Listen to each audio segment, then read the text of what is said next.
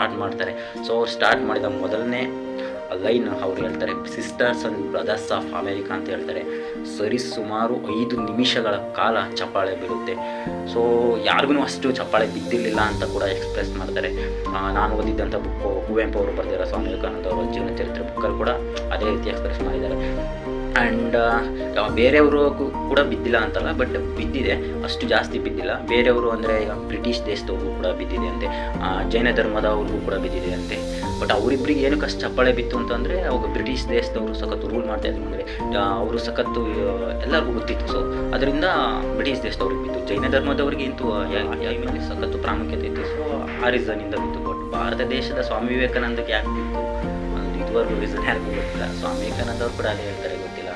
but ನಾನು ಹೇಳ್ತೀನಿ, ಸ್ವಾಮಿ ವಿವೇಕಾನಂದ ಅವ್ರಿಗೆ ಇದ್ದಿದ್ದಂಥ ಗುರಿ, ಒಳ್ಳೆ ಮನಸ್ಸು, ಸೊ ಅವರಿಗೆ ಭಾರತದ ಮೇಲೆ ಇದ್ದಂಥ ಪ್ರೇಮನೇ ಇದಕ್ಕೆ ಕಾರಣ ಅಂತ